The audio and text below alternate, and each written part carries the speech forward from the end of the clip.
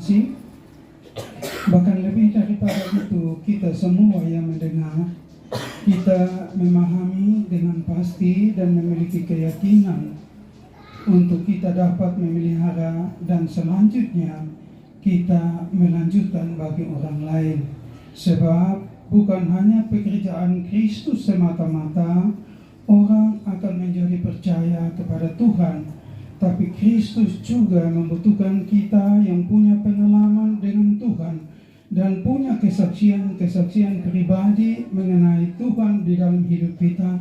Kita perlu untuk melanjutkan bagi orang lain, supaya orang lain mendengar, mereka ditarik di bawah. Bahkan kalaupun mereka tersesat, mereka dibawa kembali kepada Tuhan. Sebab ingat, ketika hari Tuhan penghakiman datang, setiap kita yang percaya, kita akan dituntut untuk membawa sesuatu untuk menghadap Tuhan. Dan sesuatu yang kita harus bawa sebagai orang percaya yang telah diselamatkan adalah jiwa-jiwa yang kita bawa, dan melalui pemberitaan kesaksian kita, mereka menjadi murid-murid Kristus. Terima kasih Tuhan, kami adalah milik pusaka Tuhan, karena Tuhan telah menebus dan membeli kami dengan harga yang tak terbilang, dan tidak ada suatu kekuatan, kemampuan, dan nilai apapun dari kami untuk menggantikan pengorbanan Kristus yang telah berkorban dan membeli harga kami lunas terbayar.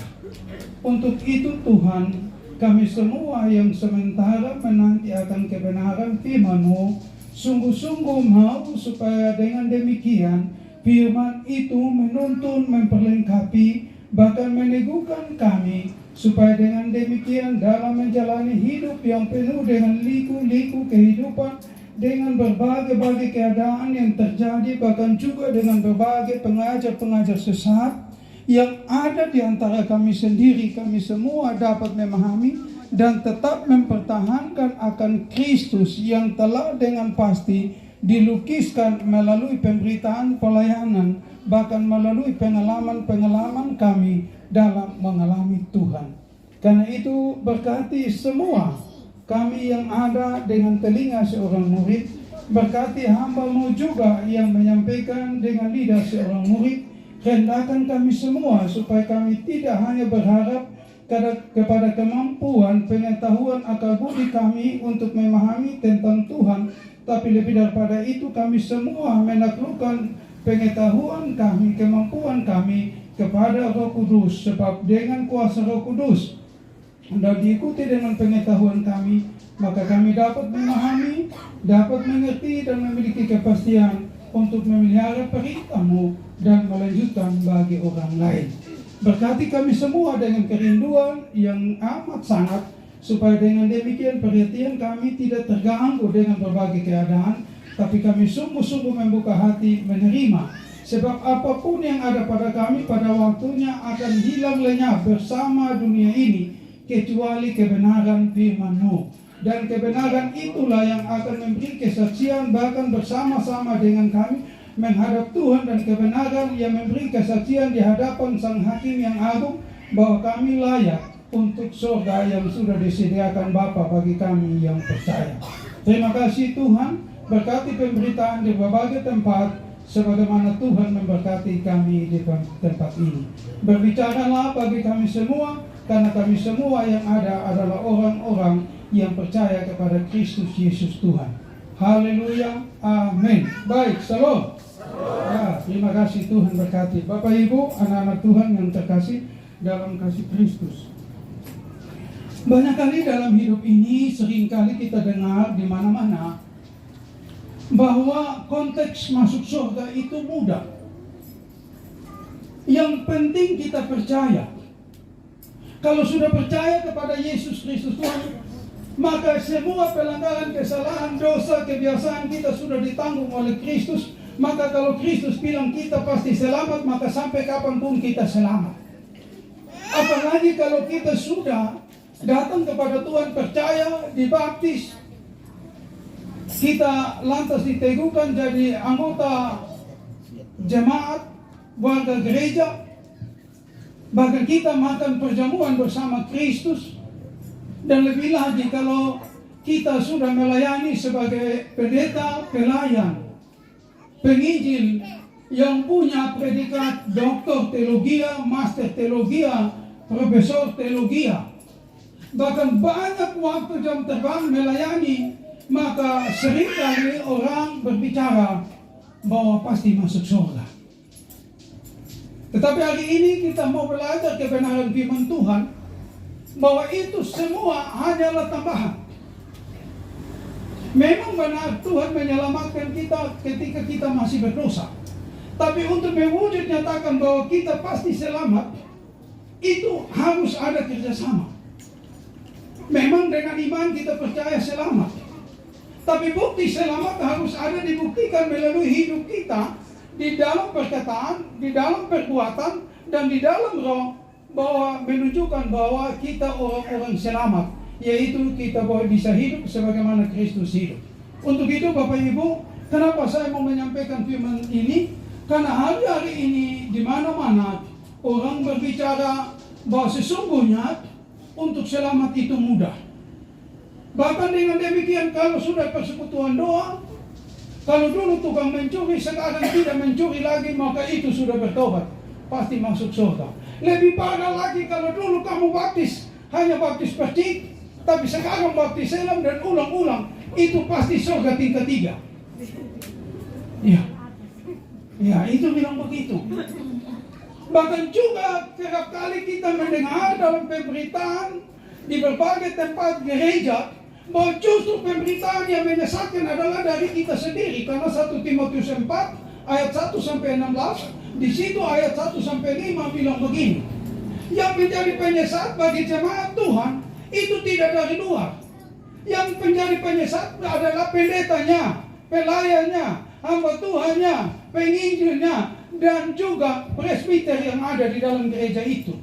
Nah Bapak Ibu, anak-anak Tuhan yang terkasih, kalau ini sampai kita tidak berhati-hati, kita beranggapan bahwa yang berbicara ini pasti kita ikut benar, lantas kita tidak sungguh-sungguh menilai, memeriksa, maka dengan demikian pada harinya kita berpikir kita masuk surga, tahu-tahu kita binasa.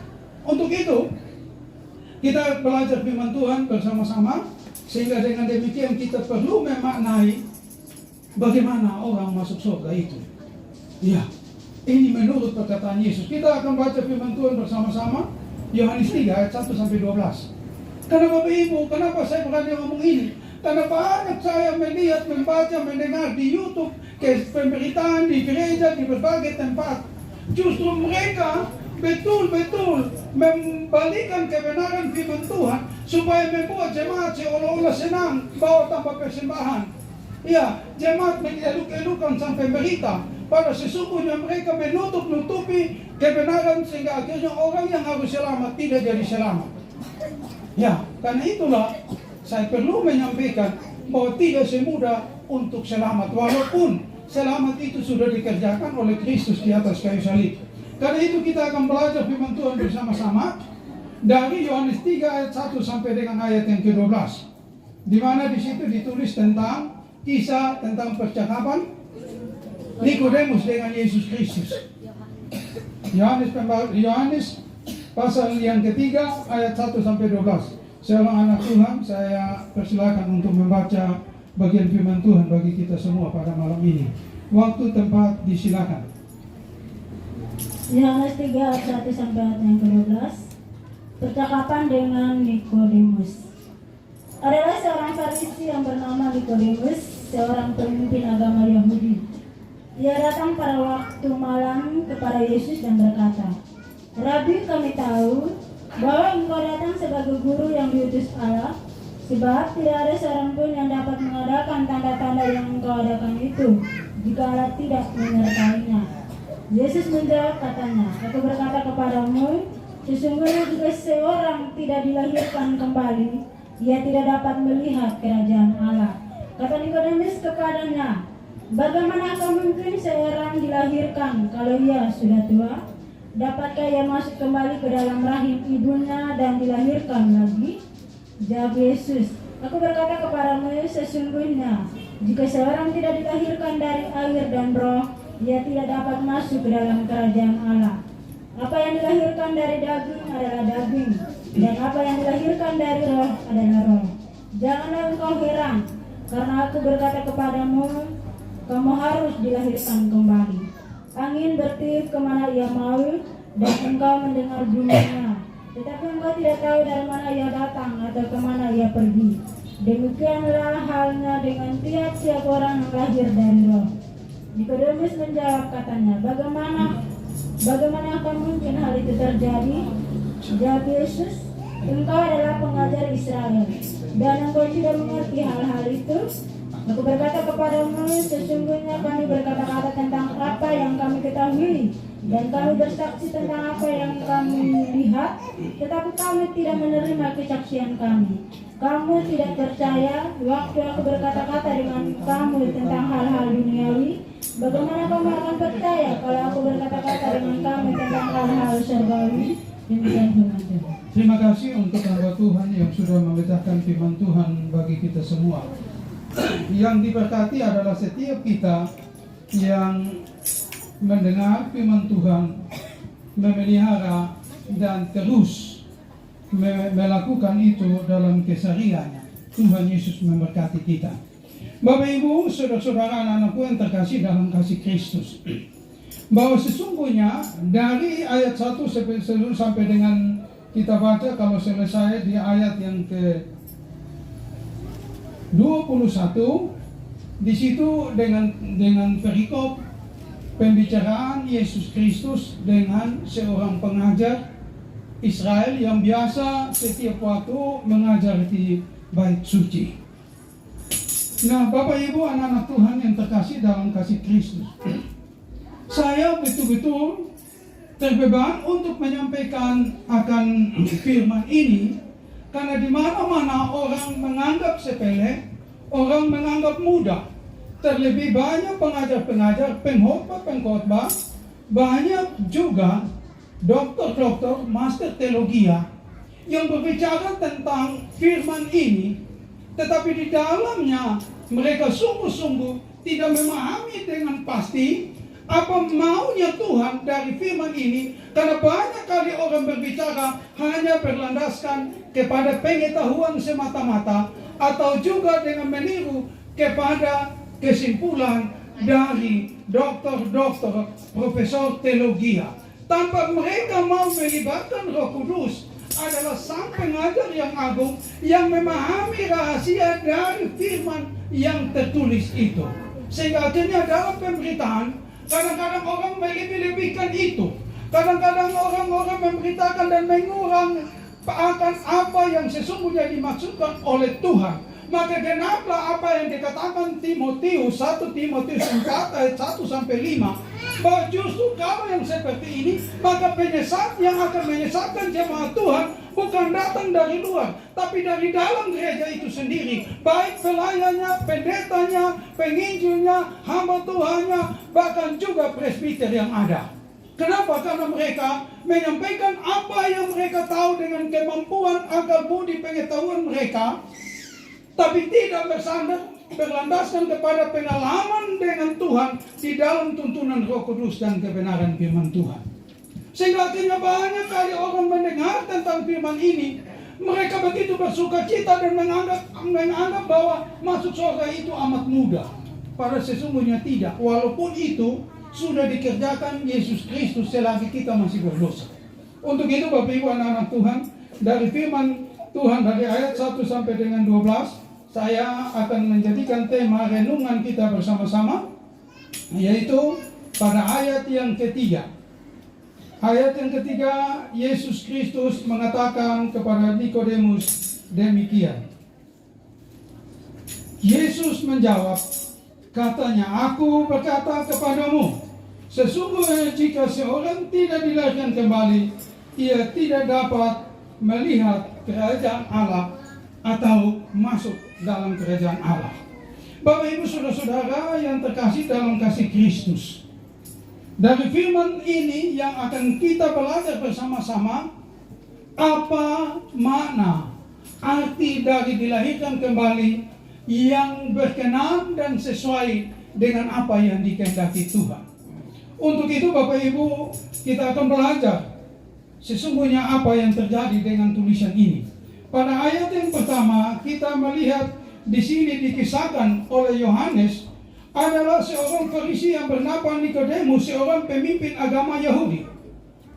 Di sini dengan jelas di dalam dikisahkan oleh Yohanes bahwa seorang pemimpin agama Yahudi yang setiap waktu dia terus berbicara tentang firman Tuhan, yang memberitahukan tentang kehendak Tuhan, yang memutuskan tentang pelanggaran dan kesalahan yang dilakukan umat Tuhan, dan itu dilakukan di dalam bait Tuhan. Tapi sesungguhnya waktu dia datang kepada Kristus dan memamerkan kemampuan untuk menilai bahwa sesungguhnya Yesus Kristus adalah Tuhan oleh karena tanda-tanda dan mujizat yang dibuat oleh Kristus. Pada saat dia mengatakan demikian, Yesus Kristus bukan menanggapi, berarti engkau luar biasa, engkau punya pengetahuan yang luar biasa tentang aku Yesus Kristus Tuhan. Tapi justru Yesus menjawab kepada Nikodemus bahwa jika engkau tidak dilahirkan kembali, engkau tidak akan masuk dan melihat kerajaan sorga. Nah, apa gunanya menjadi pengajar Israel? Apa gunanya menjadi seorang pelayan? Apa gunanya menjadi seorang hamba Tuhan? Kalau tidak dilahirkan kembali, nanti mau masuk surga dari mana? Yang pertama kita lihat latar belakangnya. Di sini, kenapa Yesus menuliskan, menyampaikan ini dan Yohanes menulis? Karena hari-hari mulai dari konteks penulisan ini terlihat bahwa banyak orang bisa menjadi pengajar. Banyak orang bisa menjadi hamba Tuhan. Banyak orang bisa sekolah dan menjadi penginjil, S1, S2, S3, doktor teologi, profesor teologi, dan memberitakan Injil. Bahkan banyak orang jadi presbiter, memberitakan tentang Injil kebenaran Tuhan. Banyak orang jadi pendeta, dari satu periode ke periode berikutnya, bahkan sampai meninggal di dalam gereja. Dan mereka bisa memberitakan Injil. Tetapi sesungguhnya Tuhan mengatakan demikian. Sebagaimana Nikodemus memberitakan Injil, tapi tanpa kelahiran kembali, maka dengan demikian segala jerih-lelah dari Nikodemus itu menjadi sia-sia. Jadi, kita bisa menjadi penginjil. Kita dengan kemampuan pengetahuan manusia, akal budi kita bisa jadi pendeta. Dan pendeta yang kita bisa dapatkan itu memiliki kuasa, memiliki kemampuan yang luar biasa. Ketika kita memberitakan firman Tuhan, banyak orang tertarik, banyak orang gemar untuk mendengar. Bahkan mereka memberi support, dukungan. Tetapi kalau tidak dilahirkan kembali, apa gunanya? Tidak mungkin masuk surga. Bahkan walaupun orang punya predikat karena dia memiliki keahlian dalam mengalami, mengetahui tentang Tuhan dengan akal kemampuannya, juga tidak mungkin. Jadi, kalau kita juga mau menjadi melayani karena dipanggil, karena kita punya kemampuan, pengetahuan, lantas kita diangkat jadi presbiter, kita melayani, akan menjadi sia-sia. Ini Kristus yang bilang bahwa tidak akan masuk surga, sebaiknya tidak usah melayani. Toh melayani juga masuk neraka. Lebih baik tidak usah melayani, supaya tahu bahwa saya masuk neraka kalau tidak dilahirkan kembali. Hari-hari ini banyak orang buka persekutuan doa, jadi hamba Tuhan, tapi mereka tidak pernah dilahirkan kembali. Apa gunanya buka persekutuan doa, melayani kiri kanan, berkorban semua, tapi tidak pernah dilahirkan kembali? Ini yang Yesus Kristus bilang. Ini terjadi karena Nikodemus. Maka kalau saat ini firman ini disampaikan bagi kita, kita harus akui bahwa banyak kita seperti itu. Nah, kalau Bapak Ibu anak-anak Tuhan yang terkasih dalam kasih Kristus, yang punya kemampuan, pengalaman, pengetahuan dengan Tuhan saja, yang setiap waktu ada di mimbar memberitakan tentang Tuhan, yang melayani Tuhan lewat jiwa-jiwa yang datang, jemaat Tuhan yang datang, Tuhan mengatakan tidak masuk surga. Apalagi kalau saya dengan Bapak Mama yang ada, yang nanti cuma ikut persekutuan doa, yang nanti cuma ikut gereja, kita pun tempat di mana? Jangan kita terpesona dengan perkataan di mimbar bilang asal engkau percaya engkau selamat, itu pemberitaan yang menyesatkan. Karena kalau orang percaya dan tidak ada bukti dari percaya melalui sikap tingkah laku yang sesuai dengan kehendak Tuhan, maka sia-sialah itu. Yang kedua, Kita melihat bahwa ketika Nikodemus datang pada Tuhan, maka Yesus Kristus bilang dia, "Hai Nikodemus, pengajar Israel, kalau engkau tidak dilahirkan kembali, engkau tidak akan masuk surga, semuanya itu menjadi sia-sia." Maka ayat yang keempat kita lihat ada rahasia di balik ini. Ayat yang keempat, apa kata Nikodemus kepada Yesus? Kata Nikodemus kepada Tuhan Yesus, "Bagaimanakah mungkin seorang dilahirkan kembali kalau ia sudah tua? Dapatkah ia masuk kembali ke dalam rahim ibunya dan dilahirkan lagi?" Bapak Ibu, yang perlu kita garis bawahi dan kita buat satu pertanyaan lagi lewat bacaan ini. Apakah kalau Nikodemus mengatakan kalau yang tua tidak mungkin masuk dalam rahim ibu dan dilahirkan kembali? Jadi dengan demikian, kalau begitu yang muda-muda, yang kecil-kecil, yang baru lahir, masuk kembali ke dalam perut ibu dan dilahirkan bisa? Berarti tidak. Kita menjawab tidak. Berarti dengan demikian, perkataan-perkataan Nikodemus ini punya makna lain. Yang dimaksudkan bukan karena mewakili Nikodemus tua, tetapi di sini adalah bermakna hal-hal yang sebenarnya Nikodemus sampaikan bahwa ini terlalu sulit, ini terlalu berat untuk bisa dilakukan apa yang dikatakan Kristus tentang orang percaya harus dilahirkan kembali. Yang pertama, Nikodemus mau bilang begini, "Tuhan, bagaimana lu suruh beta lahir baru? Lu tidak tahukah saya ini melayani di bait Tuhan? Saya setiap minggu berbicara tentang Tuhan, dan begitu banyak orang ikut saya. Kalau saya melayani dan orang tidak ikut saya, baru kau bilang saya pembelayanan sana. Suruh lahir baru itu oke. Tapi kau tidak tahu bahwa saya melayani terlalu banyak orang. Sekarang Bapak Ibu anak-anak Tuhan, kalau pengkhotbah yang banyak-banyak di YouTube itu, contoh, Pak Sapa Isra Suruh, Pak Sapa itu dong semua. Yang banyak-banyak YouTube yang luar biasa pemberitaan. Setiap kali ada apa-apa dong semua rame-rame. Lantas kita bilang, "Bapak, lahir baru," dibilang, "kalau sudah lahir baru dulu ya sah. Kita pun pengen berapa banyak." Ya, inilah yang dibilang Nikodemus. "Hai Yesus, lu omong itu tidak pakai pikir. Kalau lu omong karena orang yang biasa-biasa, lu suruh lahir baru supaya dapat masuk surga, kelahiran kembali, oke. Tapi lu tidak tahu bahwa saya ini pengajar Israel. Saya setiap waktu makan garam, buka tutup dengan ini firman Tuhan. Dari Kejadian sampai Wahyu, saya setiap malam membaca berulang-ulang. Saya juga mendengar ada pengkhotbah bilang untuk tahu Alkitab itu kita tidak usah tidur, kita baca berulang-ulang. Tapi saya bilang berulang-ulang seperti apa yang membatasi dosa? Bahwa manusia biasa dia punya kemampuan pengetahuan itu terbatas karena dosa mengikat. Tapi hari ini orang bilang seperti itu. Itu yang pertama. Yang kedua, Nikodemus mau bilang begini, "Hai Tuhan Yesus, bagaimana mungkin saya ini hidup mengikuti ritual adat istiadat nenek moyang kami, kebiasaan-kebiasaan kami yang sudah diturunkan dari leluhur kami, dari generasi ke generasi yang lain sampai di saya, dan itu dapat diterima baik oleh jemaat Tuhan, oleh semua kalangan, bahkan semua yang melayani mereka menerima itu. Tapi sekarang engkau katakan, kami harus lahir baru, kami harus dilahirkan kembali." Itu ibarat engkau menyuruh kami masuk kembali ke dalam rahim ibu, dan itu tidak mungkin. Nah, itulah maknanya yang Nikodemus omong. Bukan maksudnya tua-tua karena umur, tetapi ini sudah berakar, sudah berurat, kebiasaan-kebiasaan, hal-hal yang sudah itu mereka terus lakukan di dalam kehidupan pemberitaan pelayanan, dalam kehidupan bermasyarakat, dan itu diterima oleh halayak umum, dan itu semua mengakui dan setuju. Maka apa perlu lahir baru? Bukankah kalau seluruh orang menerima dan hanya 2-3 orang tidak menerima, apakah harus lahir baru? Tidak perlu. Itulah makanya Yesus menyampaikan itu. Dan karena pemikiran Nikodemus seperti itu, Maka Yesus perlu mengulang yang kedua kali.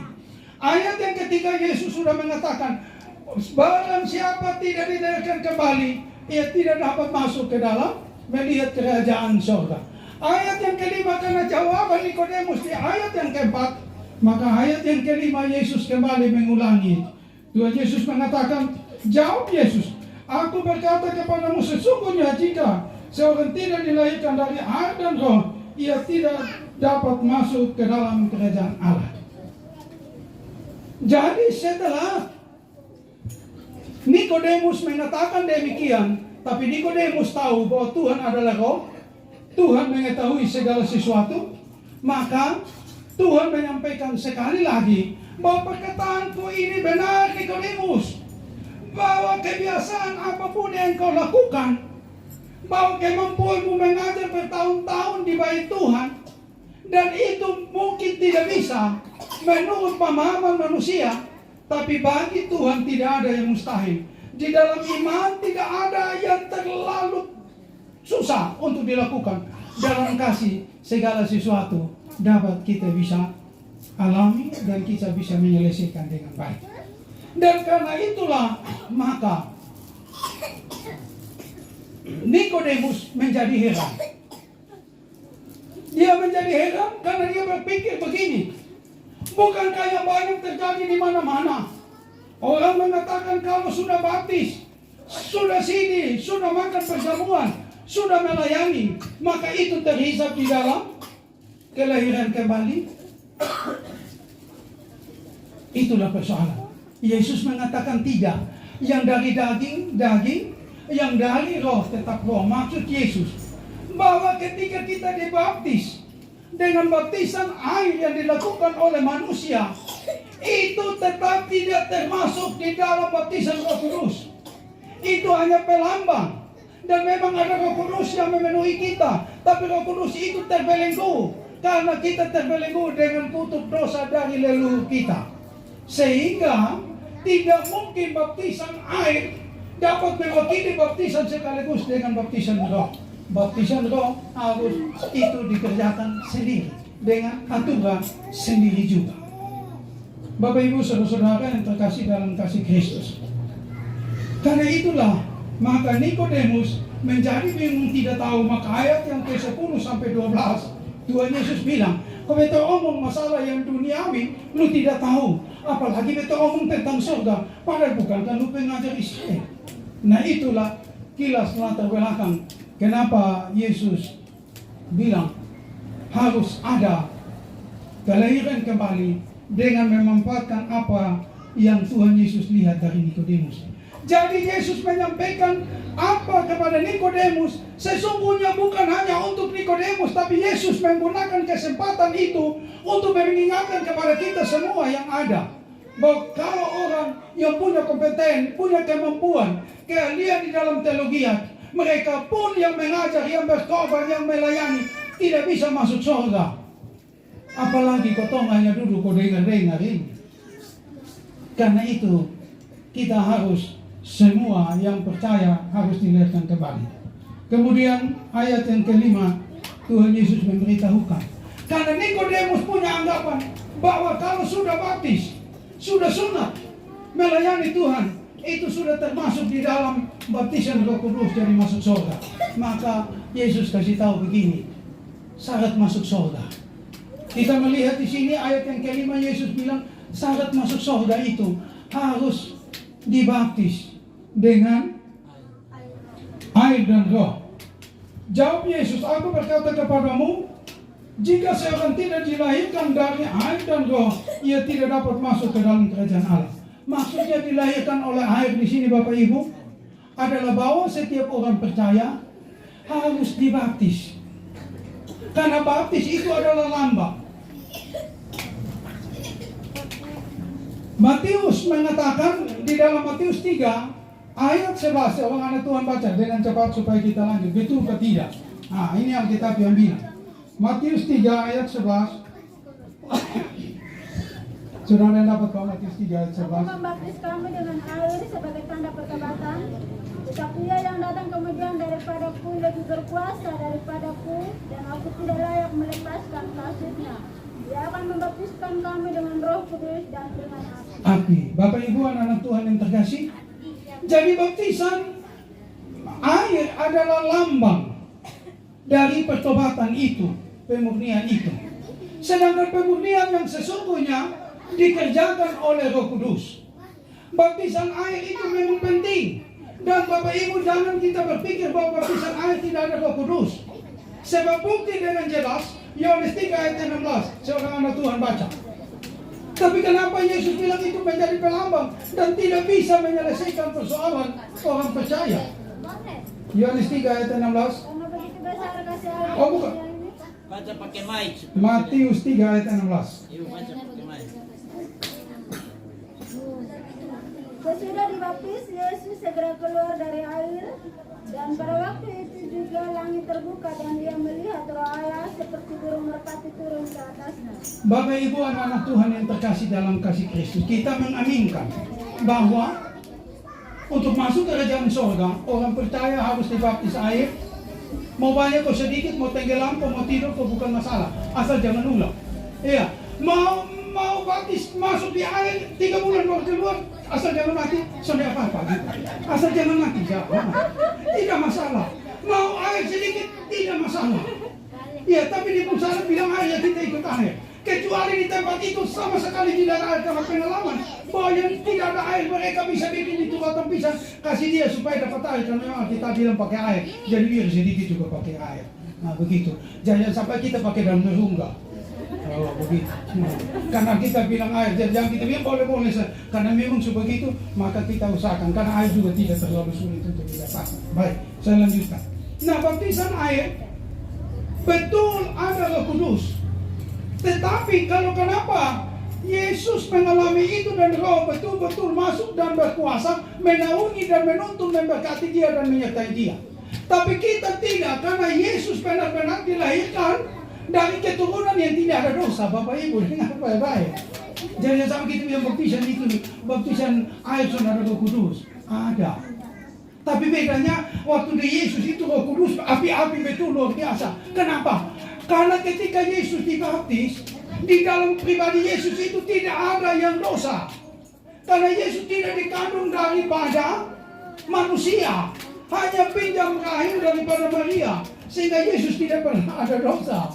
Maka betul-betul ketika Roh Kudus masuk, Roh Kudus sendiri yang ada di situ. Jadi Roh Kudus berkarya dengan luar biasa. Nah, begitu supaya kita paham dengan baik toh. Nah ini tolong dilanjutkan bagi orang lain. Kasihan banyak orang binasa dalam dosa karena mereka tidak memahami dengan baik dan tepat. Nah sekarang kita lihat kenapa baptisan air yang diberikan kepada kita tidak serupa dengan baptisan Yesus. Artinya punya kuasa yang sama. Harus lagi dibaptis dengan baptisan Roh Kudus. Yesus 1 kali saja. Kenapa kita harus 2 kali? Firman Tuhan di dalam Mazmur 51 ayat 7. Seorang anak Tuhan baca supaya kita mengerti dengan baik.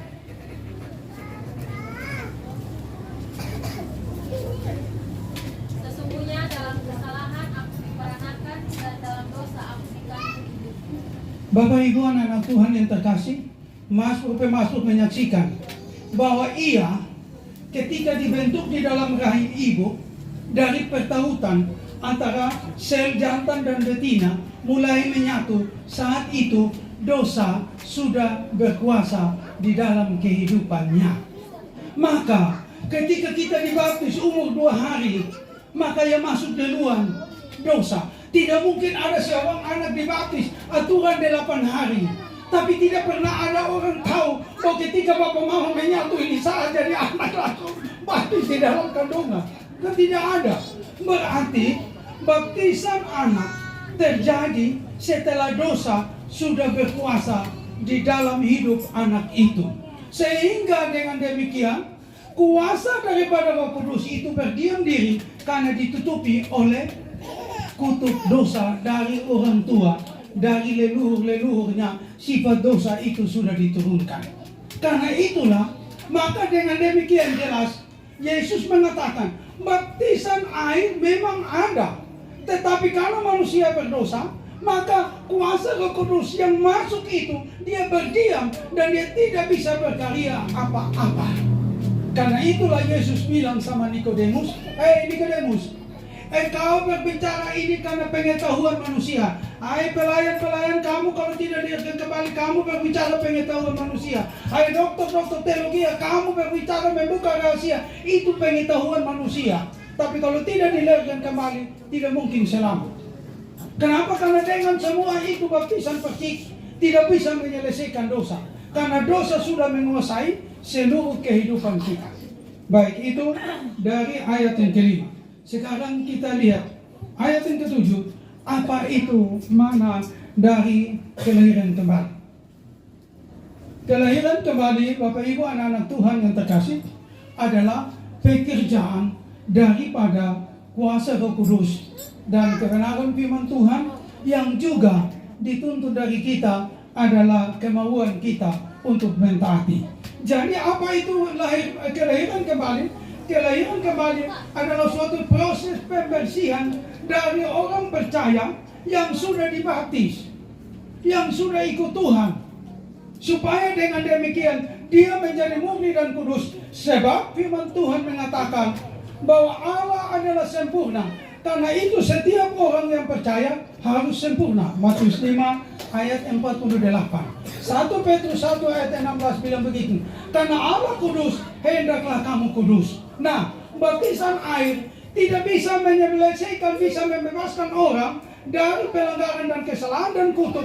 Maka melalui baptisan Roh Kudus yang dikerjakan oleh firman Tuhan dan Roh Kudus, berulang-ulang membersihkan, mempersiapkan dan menjadikan orang suci kudus di hadapan Tuhan. Nah, itulah kenapa, karena memang melalui baptisan air itu terbatas.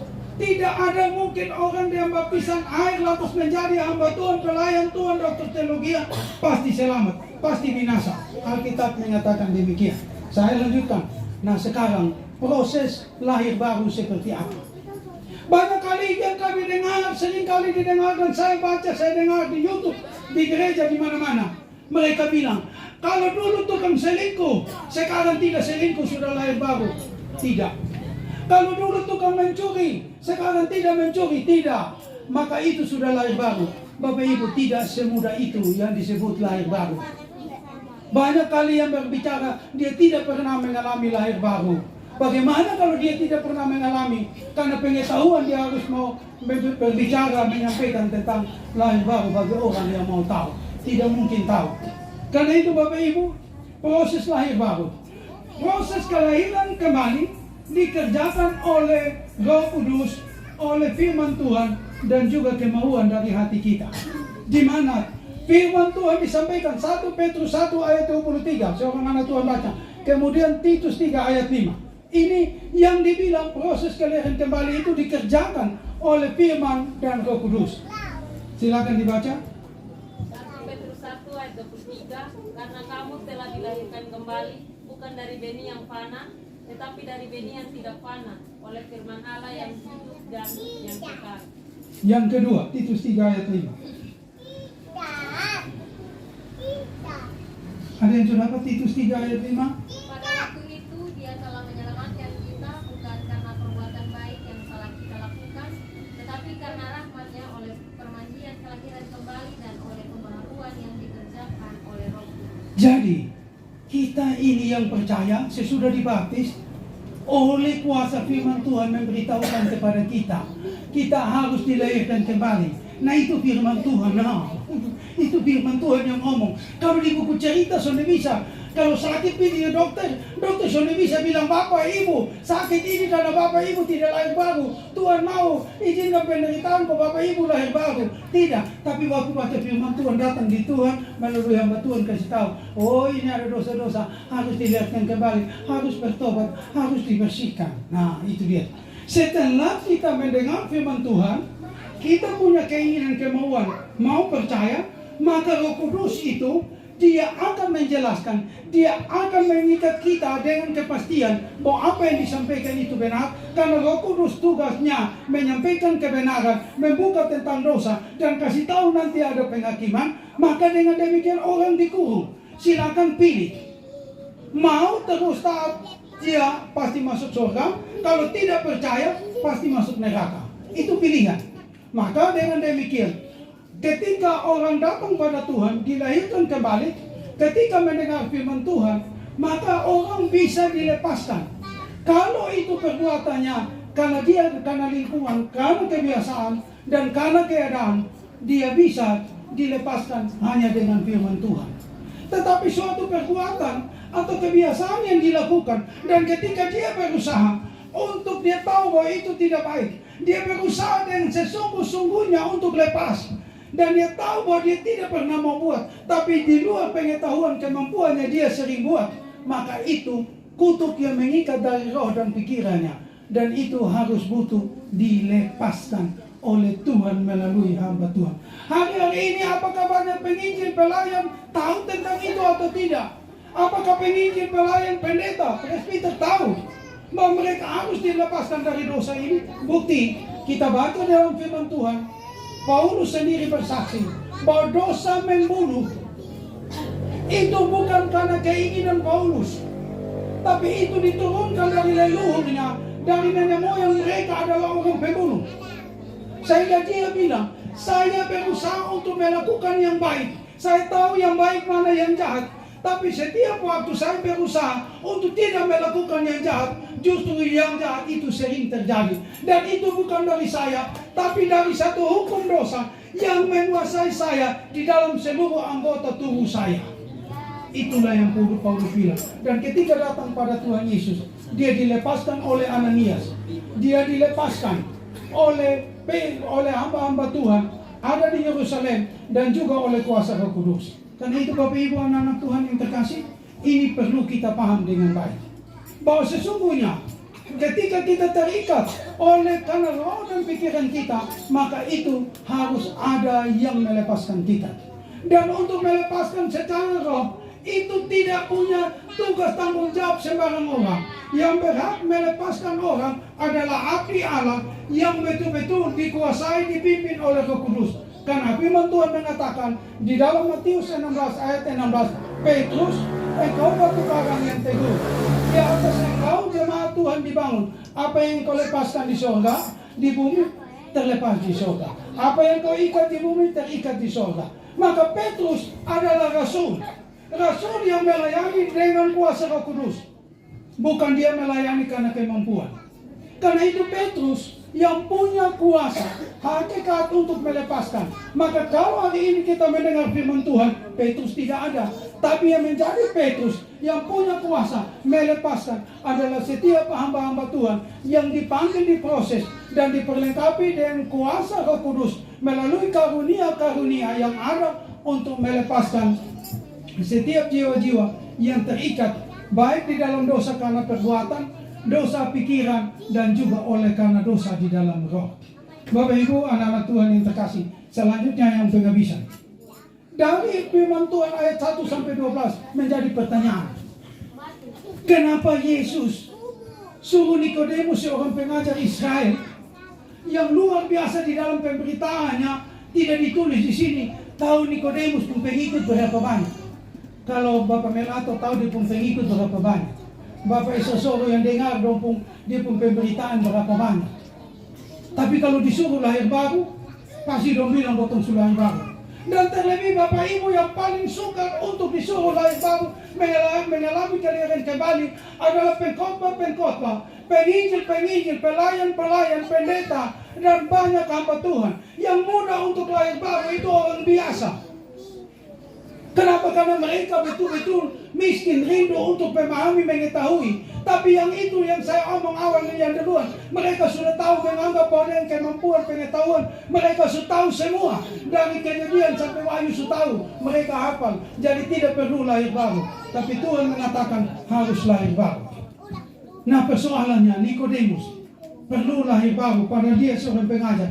Apa kesalahan yang ada pada Nikodemus sehingga Nikodemus perlu lahir baru? Dan Yesus menyampaikan itu untuk juga termasuk kepada kita, baik yang melayani dan juga yang dilayani. Yang pertama, ayat yang pertama dan kedua, di sini menggambarkan satu tindakan yang Nikodemus buat. yaitu dia datang pada Yesus bukan siang hari. Dia datang pada Yesus pada malam hari. Kenapa? Karena kalau dia datang pada siang hari, maka pasti akan ada suatu saat bagi dia pun pengikut-pengikut. Mereka mulai kurang percaya dengan pemberitaan Nikodemus. Kalau bilang lu tahu semua, kenapa lu tanya di Tuhan Yesus? Yang kedua, berbicara tentang malam hari, bahwa sesungguhnya Nikodemus sebagai seorang pengajar, dia datang pada Tuhan, tapi tidak memiliki kepastian tentang Tuhan. Dia seperti dia berjalan dalam kegelapan. Orang yang berjalan di dalam kegelapan, dia remang-remang, dia tidak tahu itu jalan menuju mana. Ada lubang, ada batu, ada terjal, ada pohon, dia tidak tahu. Itulah Nikodemus, makna dari dia datang di Tuhan pada malam hari.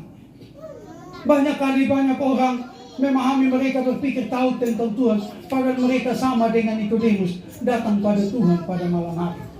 Maka dengan demikian di sini, tindakan Nikodemus ini adalah dosa di dalam perbuatannya, dan ini harus dilepaskan. Tapi kalau Nikodemus ini dilakukan karena memang dari dahulu orang tua mereka adalah imam, maka itu kesombongan diwariskan dari nenek moyang, maka itu tidak bisa lepas, harus dilepaskan.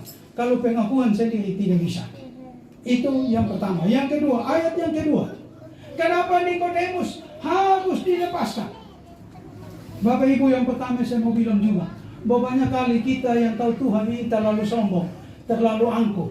Kita karena keangkuhan kita lebih dari Tuhan, kita melutut telinga terhadap yang lain. Dan akhirnya Tuhan, dosa kesombongan, Tuhan memerangi dan Tuhan tidak suka itu. Pada waktunya Tuhan relakan. Baik, yang kedua. Waktu pada ayat yang kedua, Nikodemus datang dan bilang sama Tuhan begini, Tuhan, beta tahu engkau Tuhan dan Juru Selamat. Karena apa? Karena beta lihat ada tanda-tanda mujizat yang lu buat. Kalau bukan Tuhan menyertai, kalau bukan Tuhan yang kasih kuasa, maka itu mujizat sudah terjadi. Tapi saya mau bilang, Bapak Ibu anak-anak Tuhan, inilah kelemahan dari seorang pengajar Israel, yang kalau ini dia tidak lahir baru, maka pemberitaannya menyesatkan banyak orang. Kenapa? Karena orang mendengar bahwa kalau tahu tentang Tuhan, percaya bahwa ini Yesus Kristus, maka lihat kalau dia omong dalam nama Yesus mujizat terjadi, pasti dari Tuhan Yesus. Nah, kalau pemberitaan seperti ini menyesatkan banyak orang. Tidak tahukah kita firman Tuhan bilang, iblis pun menyamar menjadi malaikat terang. Mujizat-mujizat yang dibuat iblis lebih spektakuler. Kita lihat di YouTube.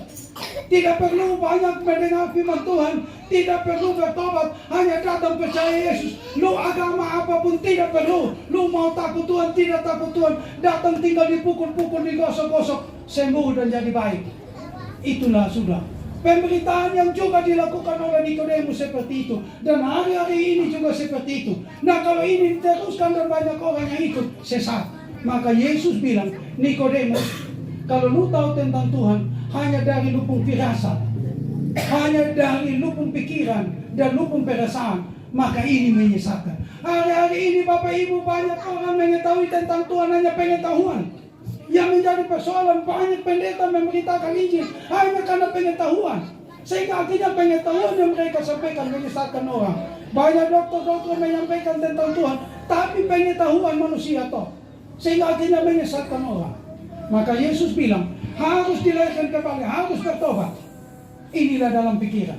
Maka Bapak Ibu anak-anak Tuhan yang terkasih, siapa yang bilang begini? Yang ketiga, ayat 10-12. Jadi yang pertama, dosa di dalam perbuatan. Yang kedua, dosa dalam pikiran.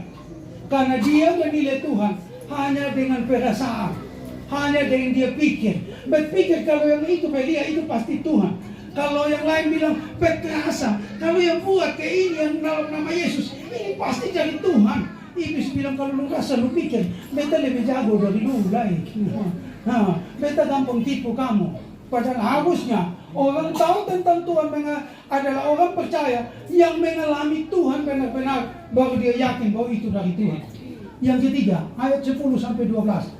Di sini mewakili roh. Di sini ayat yang ke-10, Tuhan Yesus bilang begini, Nikodemus, lu tiap hari makan garam dengan ini firman Tuhan, lu omong kasih orang. Tapi bagaimana lu yang tukang ajar dan kasih orang, lu sendiri tidak tahu apa yang lu ajar. Kalau lu yang ajar, lu tidak tahu tentang apa yang lu ajar. Bagaimana orang yang tidak tahu mau tahu apa yang mau ajar? Karena itu hari ini banyak orang ngomong tapi dia tidak tahu yang dia omong itu omong apa. Lantas orang yang tidak tahu mau tahu dia omong apa. Nah ini Bapak Ibu anak-anak Tuhan, firman Tuhan bilang begini. Di dalam 2 Korintus 3 ayat 14 sampai 16, terjemahan yang diterjemahkan lain, dia bilang begini. Kenapa orang tidak bisa memahami firman Tuhan? Karena ketika dia dibaptis, dia punya pengetahuan, dia sekolah teologi, dia belajar firman Tuhan, tapi itu akan menutup dia pikiran untuk mengetahui rahasia Tuhan, karena dia pikiran, dia perasaan, dia roh terikat dengan dosa yang diturunkan dari leluhur sampai kepada dia karena tidak dilepaskan. Bapak Ibu anak-anak Tuhan yang terkasih, karena di dalam 2 Korintus 3 ayat 14 sampai 16 bilang begini. Dari zaman leluhur mereka baca firman Tuhan, mereka tidak dapat mengerti karena roh mengikat pikiran perasaan roh mereka. Bahkan bukan saja itu, sampai saat ini dong anak-anak dong baca firman Tuhan, dong juga tidak bisa memahami karena dong roh juga terikat. Karena itu kalau datang kepada Kristus mereka dilepaskan. Itu. Maka Bapak Ibu anak-anak Tuhan yang terkasih, maka di sini lahir baru yang dimaksudkan Yesus Kristus bagi Nikodemus dalam 3 hal, yaitu dalam perbuatan, dalam pikiran perasaan, dan yang ketiga dalam roh. Itu kita bisa baca seorang anak Tuhan, baca lagi dan selesai. Sehingga dengan demikian kita bisa betul memahami dan kita lakukan dan kita lanjutkan bagi orang lain. Di dalam 2 Korintus 7 ayat 1-2 dan di dalam 1 Petrus 5 ayat 23. Ini yang menjawab apa yang Yesus Kristus bilang tentang keadaan daripada Nikodemus. 1 Petrus 5 ayat 23 dan 2 Korintus 7 ayat 1-2. Silakan dibaca. Saudara-saudaraku yang terkasih, karena kita sekarang memiliki janji-janji itu, marilah kita menyucikan diri kita dari semua pencemaran jasmani dan rohani, dan dengan demikian menyempurnakan kekudusan kita dalam takut akan Allah. Baik, di sini dengan jelas. Janji Yesus Kristus di atas kayu salib bagi yang percaya itu selamat. Tapi menyempurnakan keselamatan dan bisa nyata ada di surga itu. Kalau kekudusan ini harus disempurnakan dengan jalan membersihkan diri dari jasmani dan rohani. Nah banyak kali orang berpikir hanya kalau dulu tidak mencuri, sekarang dulu mencuri, sekarang tidak mencuri sudah susah. Padahal yang rohnya di mana? Apakah terlepas atau tidak? 1 Petrus 5 ayat 23. 1 Petrus 1 ayat 23. Karena kamu telah dilahirkan kembali bukan dari benih yang fana, tetapi dari benih yang tidak Oh, fana. tidak. 1 Korintus 1 ayat 18. Firman Tuhan yang kita baca di dalam 1 Tesalonika 5 ayat 23.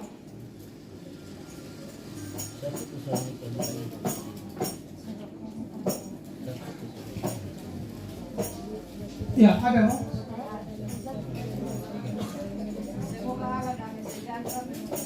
Ya.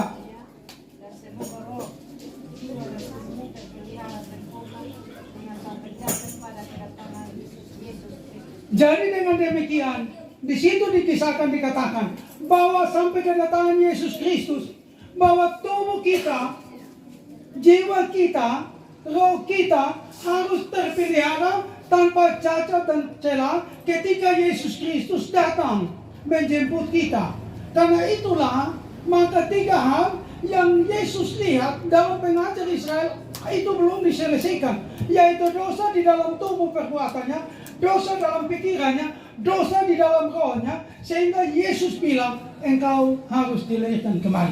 Dan yang penulisan, kalau begitu proses lahir baru itu kapan-kapan? Proses lahir baru karena kita sudah datang kepada Tuhan. Maka ketika setiap waktu kita dengar firman Tuhan, kita Roh Kudus menolong kita buka hati. Bahwa benar Tuhan beta ada di situ. Beta minta ampun, itari beta boleh mengaku. Roh Kudus kasih ingat, Tuhan beta minta ampun. Waktu juga nanti ketika Roh Kudus melayani orang lain, melalui hamba-hamba Tuhan. Di situ dibukakan atau ada kesaksian-kesaksian yang oleh pertolongan Tuhan mendidik, mengajar, dan menghukum seseorang dan dia bersaksi. Maka itu kesempatan kita dilahirkan kembali lagi. Kita tinggal minta ampun Tuhan. Beta di situ, beta minta ampun, ampuni saya. Bapak, mama hamba Tuhan, tolong lepaskan beta. Waktu itu kesaksian, beta dengar dia sudah dihukum, tapi puji Tuhan, Tuhan baik, beta belum dihukum. Tapi beta takut nanti kalau beta kena hukum, maka sekarang Bapak Mama cepat putuskan supaya itu Yesaya di dalam Yakobus 1 ayat 13-14 ular beludak belum menetas di pung telur jadi malah petata. Bapak Mama hamba Tuhan, lepaskan saya. Inilah yang harus kita lakukan. Banyak kali orang bilang, saya sudah dilepaskan 15 tahun yang lalu. Habis selama 15 tahun dalam perjalanan bikin dosa kosong. Apakah memang waktu dilepas dulu semua kutuk sudah selesai? Ternyata Bapak Ibu anak-anak Tuhan, banyak penginjil, banyak pengkhotbah, banyak dokter. Ketika Tuhan bukakan, dia begitu melayani luar biasa. Tetapi Tuhan berbicara, begitu banyak kutuk dosa kebiasaan yang tidak terselesaikan. Maka dengan demikian, pada akhirnya Tuhan mengatakan demikian. Kalau yang melayani, yang setia dengan Tuhan, tapi tidak dilahirkan kembali, dompung upah, baca di dalam mana? Di dalam Matius 7 ayat 22-23. Seorang anak Tuhan baca bagi kita. Bagi kita yang setia ikut Tuhan, bagi yang melayani Tuhan, yang berkorban untuk Tuhan dengan predikat apapun juga. Tapi kalau tidak dilahirkan kembali sesuai dengan firman yang sudah disampaikan ini, maka upah yang kita akan dapatkan di dalam Matius 7 ayat 22-23. Silakan dibaca. Terakhir banyak orang akan berseru kepadaku, Tuhan, Tuhan, bukankah kami bernubuat demi nama-Mu dan mengusir setan demi nama-Mu dan mengadakan banyak mujizat demi nama-Mu juga? Pada waktu itulah aku akan berterus terang kepada mereka dan berkata, aku tidak pernah mengenal kamu. Nyahlah daripadaku kami sekalian pembuat kejahatan. Demikianlah Tuhan mengatakan bahwa apabila kita tekun, kita setia dalam Tuhan, melayani Tuhan jadi apapun juga, tapi kita tidak dilahirkan kembali sesuai dengan tuntunan Roh Kudus yang benar daripada Tuhan, maka upah yang kita dapatkan sebagaimana yang dikatakan di dalam Matius 7 ayat 22-23. Karena itu dari bagian firman Tuhan yang kita baca, kita yang ada ini betul-betul harus sudah dibaptis, harus terus meminta Tuhan menolong kita melalui pemberitaan firman Tuhan lagi, ataukah melalui kesaksian, atau melalui pengalaman-pengalaman orang percaya dibentuk di proses Tuhan. Kita juga terus untuk mengaku itu, minta kepada Tuhan kita dilepaskan, supaya pada harinya kita sempurna, sebab Tuhan adalah sempurna adanya. Kita angkat satu pujian dan Mama Bea ada di sini mengucap syukur untuk firman Tuhan. Dan kalau kita yakin, kita boleh melanjutkan ini bagi orang lain, supaya dengan demikian orang lain tidak menganggap gampang bahwa kelahiran kembali itu terlalu mudah, terlalu sulit. Dan ini hanya Nikodemus pun bilang bahwa ini tidak bisa dilakukan. Tapi Tuhan mengatakan, kalau engkau percaya, engkau tunduk, maka aku di dalam rohku akan mengutus hamba-hamba Tuhan untuk memampukan dan membuat engkau menjadi luar biasa dengan jalan engkau dilahirkan kembali. Kita angkat satu pujian dan Mama Bea mengucap syukur untuk firman yang kita sudah dengar. Tuhan memberkati kita semua.